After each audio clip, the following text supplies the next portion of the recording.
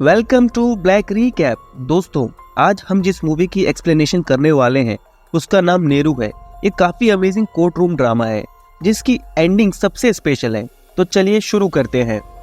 Movie की शुरुआत में हम पुलिस इंस्पेक्टर पॉल को देखते हैं जो सारा नाम की लड़की का स्टेटमेंट लेने आया है। यहाँ हमें पता चलता है कि सारा एक अंधी लड़की है जिसके साथ किसी ने रेप किया है। अब इंस्पेक्टर पॉल सारा के पिता मोहम्मद से पूछताछ करते हैं, जहां वो मोहम्मद कहता है कि मैं और मेरी वाइफ किसी शादी में गए थे। तो दूसरी तरफ घर की नौकरानी सीमा कहती है कि मैं साहब के कहने पे बैंक गई थी, इसलिए घर पे सारा के अलावा कोई और नहीं था। इधर अड़ोस पड़ोस के लोग कहते हैं कि बेचारी लड़की अंधी है, कैसे अपने कल्प्रिट को पहचान पाएगी। अब अगले सीन में सारा को मेडिकल टेस्ट के लिए भेजा जाता है, जहां डॉक्टर कहती है कि रेप तो हुआ है, ये तो कंफर्म है, लेकिन हमें सीमन बॉडी में नहीं मिला, इसलिए हम ये नहीं पता कर सकते कि ये काम किसने किया है। अब सारा के माता पिता काफी अपसेट हो जाते हैं। सभी को लगता है कि ये केस जल्दी ही बंद हो जाएगा क्योंकि विक्टिम कल्प्रिट का चेहरा पहचान ही नहीं सकती। लेकिन ये क्या, अगली सुबह हम देखते हैं कि सारा रात भर में एक आदमी की मूर्ति बनाती है, जहां वो क्लेम करती है कि इसी ने मेरे साथ वो गलत काम किया। अब यहाँ पर मोहम्मद कहता है कि सारा ने मूर्तियां बनाना बचपन में ही सीख लिया था, जब उसकी आंखें भी थी। इस पर इंस्पेक्टर पॉल कहता है कि लेकिन तुमने तो उसे देखा ही नहीं। सारा कहती है कि जब वो मेरे साथ वो गलत काम कर रहा था तब मैंने अपना हाथ उसके चेहरे पे फेर के पता कर लिया था। अब मोहम्मद कहता है कि मैंने इस मूर्ति जैसे चेहरे वाले लड़के को कहीं देखा है। ये कुछ दिन पहले हमारे घर पे आया था, हमारे पड़ोसी विनोद का एड्रेस पूछने।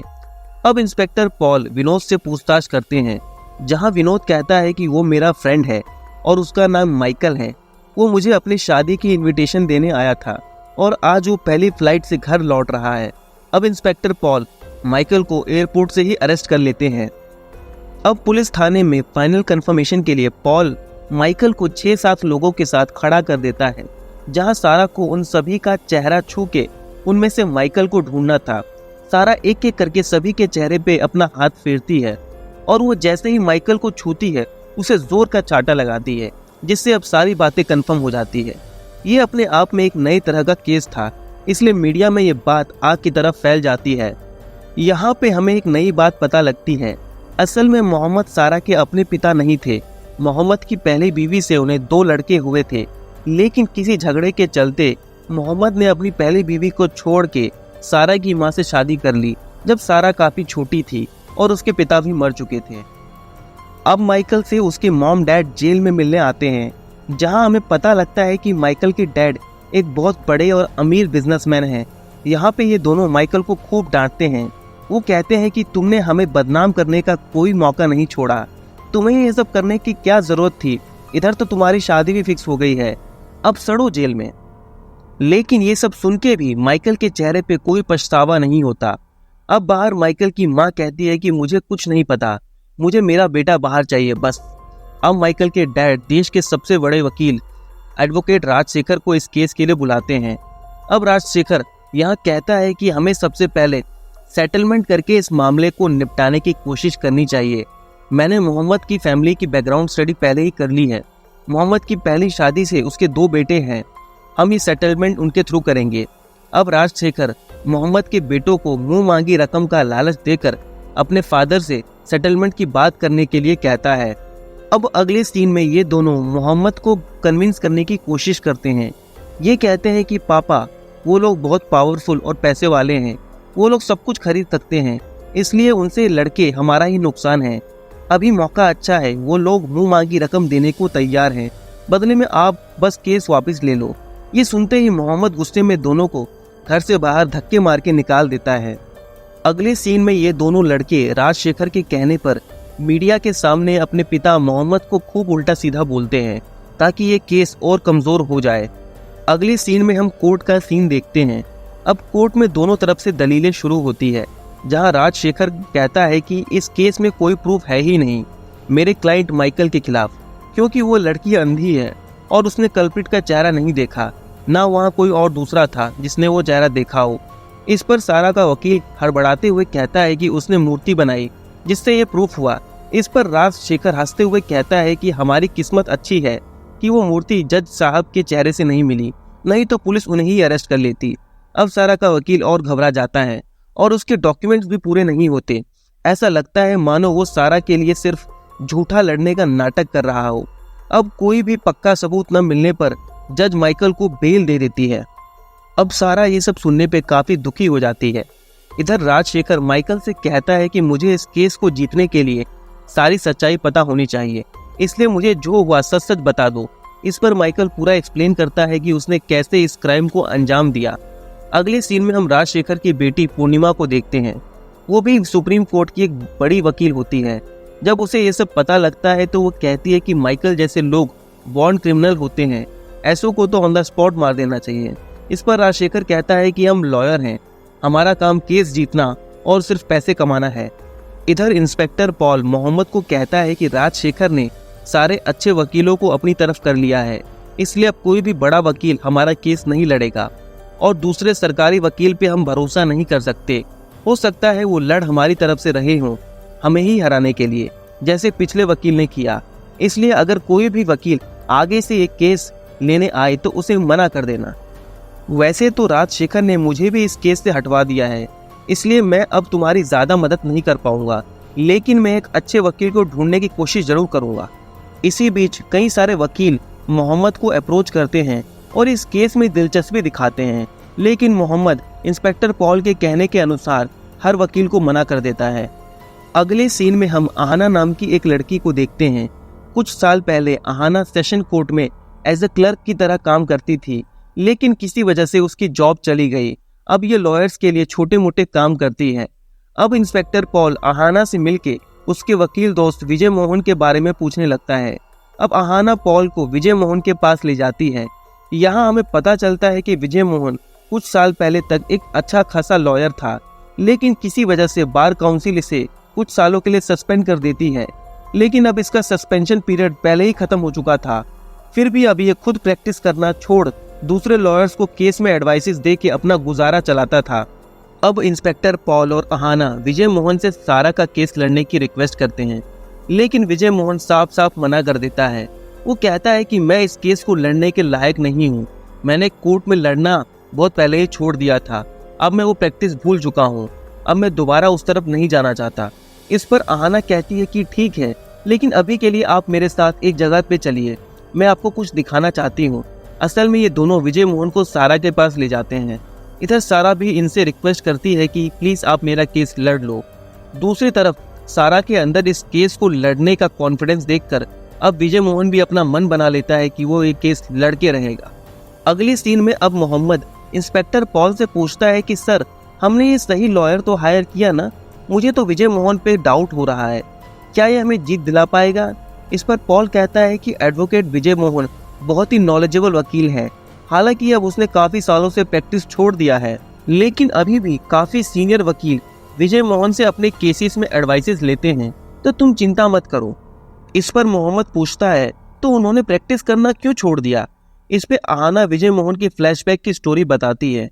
अब यहाँ हमें पता चलता है कि कई सालों पहले विजय मोहन राजशेखर के नीचे एज ए जूनियर वकील काम करता था।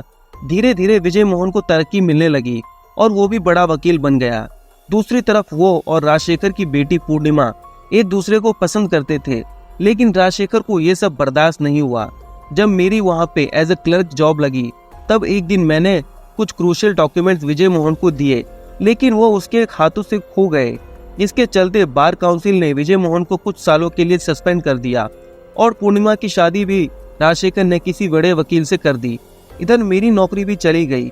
बाद में हमें ये पता चला कि असल में वो डॉक्यूमेंट्स खोए नहीं थे, उसे तो राजशेखर ने ही गायब करवाया था। अब विजय मोहन अपनी तरफ से इस केस की तहकीकात शुरू कर देता है, सभी से पूछताछ करता है और थोड़े बहुत सबूत इकट्ठा करता है। इसी बीच हमें ये भी पता चलता है कि नए इन्वेस्टिगेटिंग ऑफिसर ने कुछ इम्पोर्टेंट प्रूफ्स फाइल में से हटा दिए हैं, जिससे ये केस कमजोर हो जाए। अब हम कोर्ट का सीन देखते हैं, जहां कटघरे में सबसे पहले वहां की मेड सीमा को बुलाया जाता है, जहां सीमा कहती है कि साहब और मैडम शादी में गए थे और मुझे भी बैंक जाना था, इसलिए मैं बाहर का गेट को लॉक लगा के वहां चली गई। लेकिन जब मैं वापस आई तो सारा मैडम बहुत बुरी हालत में थी और काफी डरी हुई थी। मैंने पड़ोसियों की मदद से पुलिस को बुला लिया और थोड़ी ही देर में साहब और मैडम भी आ गए। अब सीमा से क्रॉस एग्जामिनेशन के लिए राजशेखर आता है, जहां वो पूछता है कि सीमा, बाहर के गेट की चाबी तुम्हारे अलावा और किसके पास रहती है?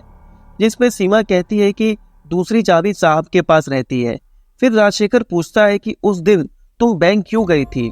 जिसपे सीमा कहती है कि मुझे कोई लोन लेना था, इसलिए साहब ने मुझे अपने फ्रेंड के बैंक में भेजा था।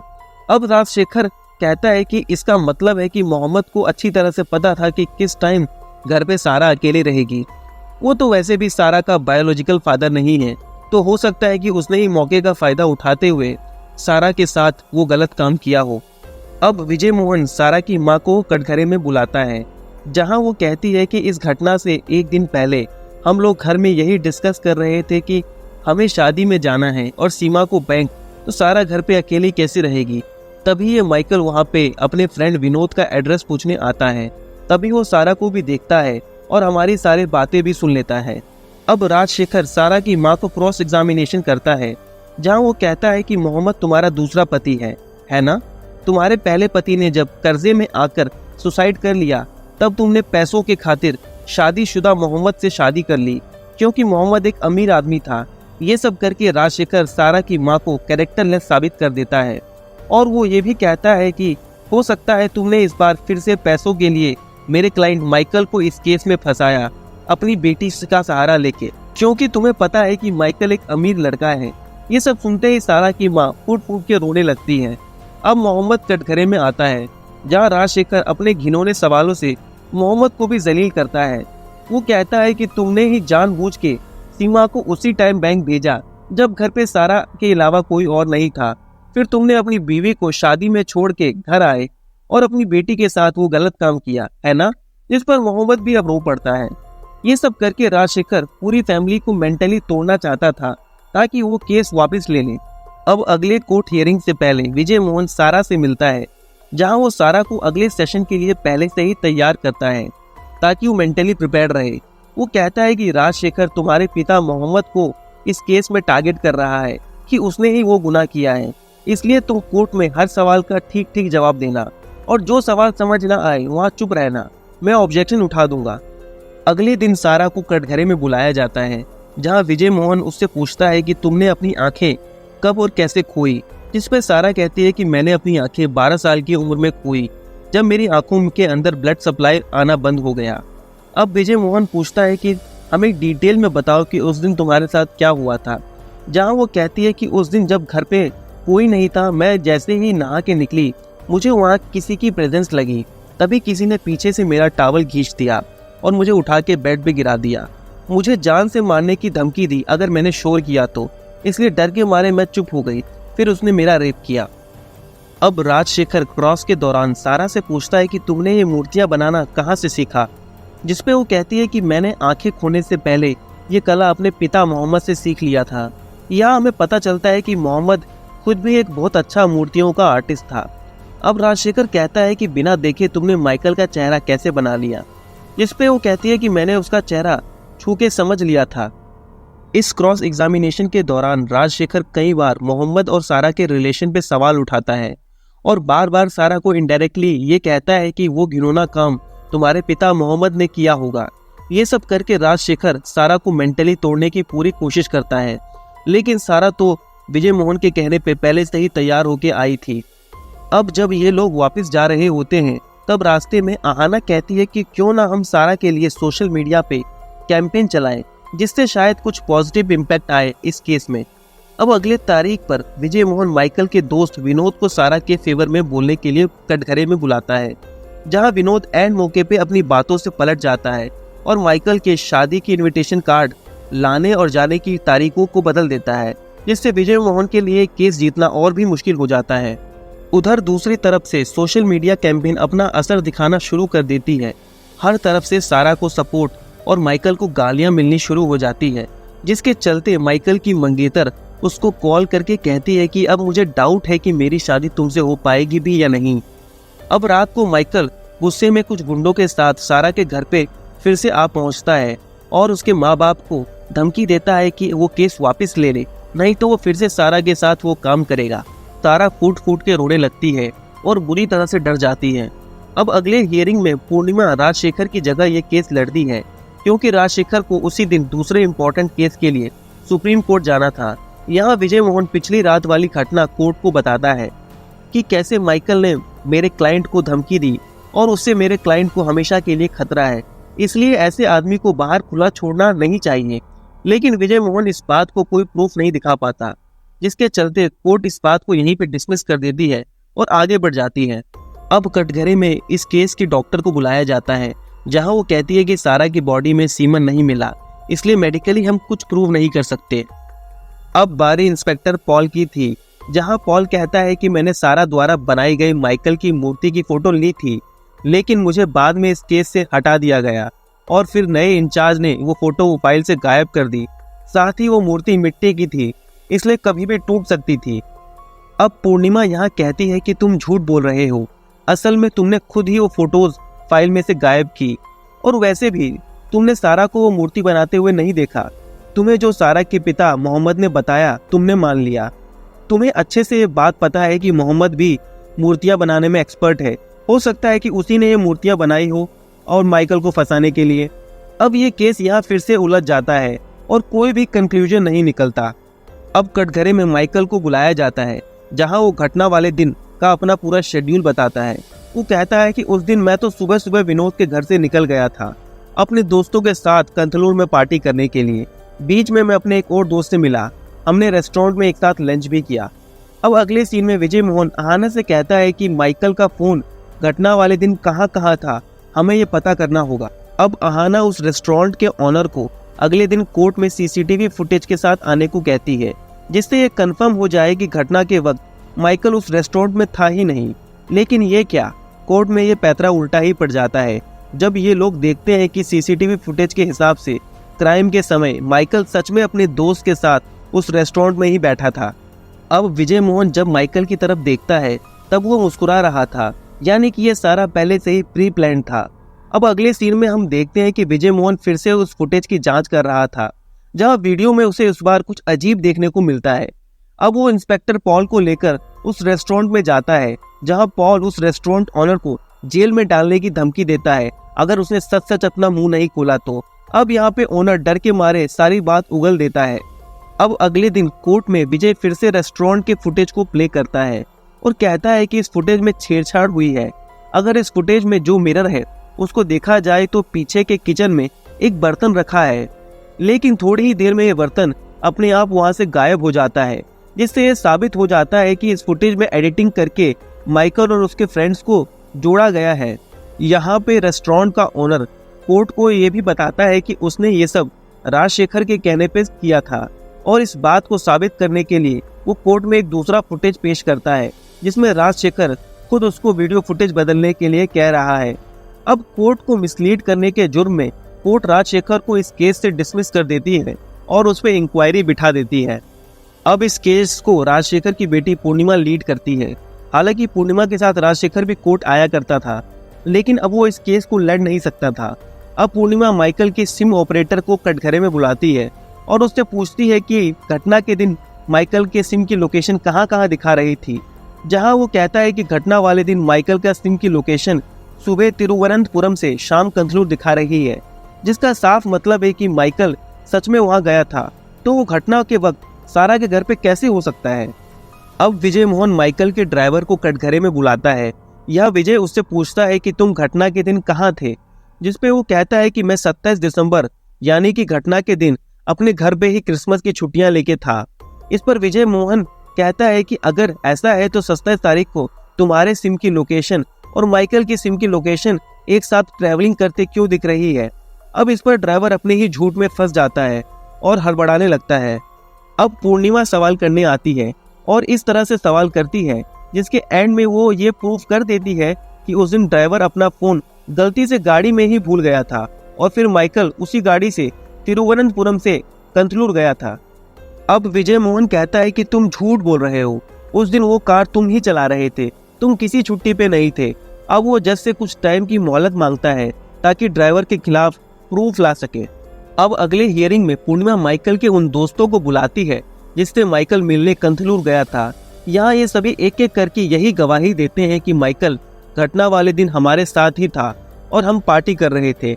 अब क्रॉस एग्जामिनेशन के दौरान विजय मोहन माइकल के सभी दोस्तों को अकेले में कोर्ट में सवाल करता है, ऐसे सवाल जो बाकी उनके दोस्त नहीं सुन सकते, जिसके लिए उन्हें पहले ही कोर्ट से बाहर कर दिया जाता है।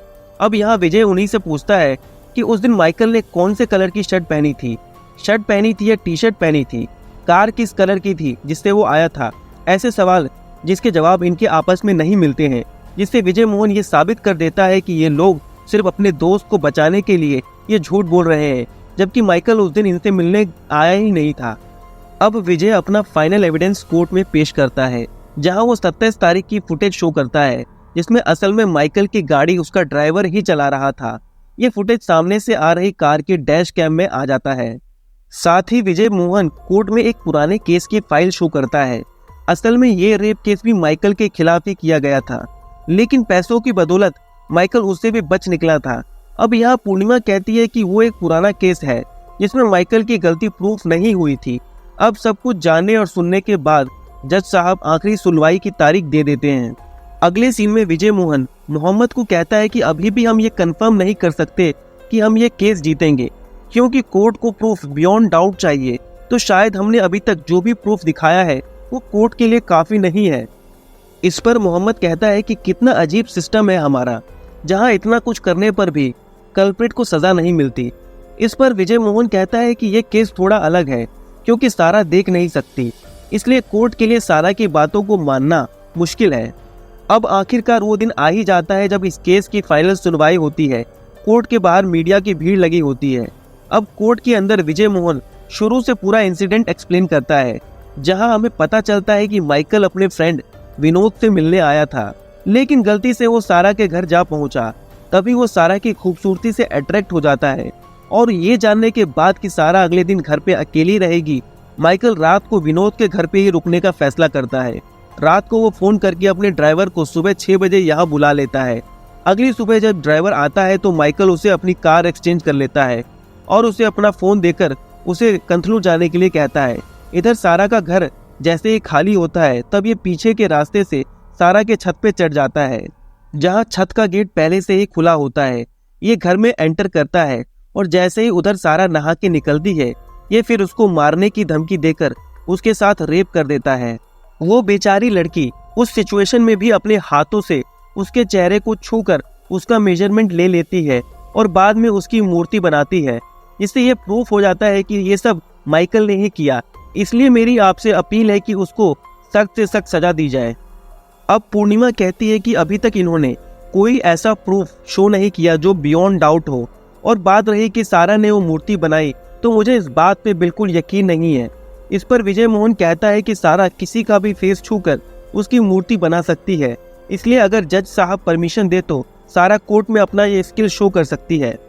पूर्णिमा इस बात के लिए राजी हो जाती है, लेकिन इस शर्त के साथ कि सारा को सिर्फ 5 मिनट का मौका मिले चेहरा छूने के लिए। अब पूर्णिमा इस काम के लिए अपने पिता राजशेखर को भेज देती है, जहां अकेले में सारा राजशेखर के चेहरे पे अपना हाथ फेर के मेजरमेंट लेने लगती है। तभी राजशेखर सारा को डिस्ट्रैक्ट करने के लिए उसके साथ उल्टी सीधी बातें शुरू कर देता है, जिसके चलते सारा फूट फूट के रोने लगती है। राजशेखर अपनी बातों के चलते सारा को जरा भी मौका नहीं देता कि ठीक से सारा उसके चेहरे को छू सके, लेकिन सारा जैसे तैसे ये मैनेज कर लेती है। अब मूर्ति बनाना स्टार्ट होता है, सभी उसका वेट करते हैं, और अब कई घंटों बाद मूर्ति को कोर्ट में पेश किया जाता है, जहां जैसे ही मूर्ति के चेहरे पे से कपड़ा हटता है, ये क्या, मूर्ति एज इट इज राजशेखर के चेहरे से मिलती है। अब कोर्ट को भी मानना पड़ता है कि सारा ने सच में अपने रेपिस्ट की मूर्ति बनाई, जो कि माइकल है, और ये बात बियॉन्ड डाउट है। अब कोर्ट अपने आखिरी फैसले में माइकल को उम्र कैद की सजा देता है। मूवी के एंड में सारा विजय मोहन को थैंक यू बोलती है, और उसकी आंखों के दर्द के साथ ये मूवी यहीं पे खत्म हो जाती है। अगर आपको ये एक्सप्लेनेशन अच्छा लगा तो प्लीज लाइक कीजिए, कोई इशू लगा तो कमेंट करके जरूर फीडबैक दीजिए, एंड अगर आप इस चैनल पर नए हैं तो इस चैनल को सब्सक्राइब कीजिए। Thank you very much.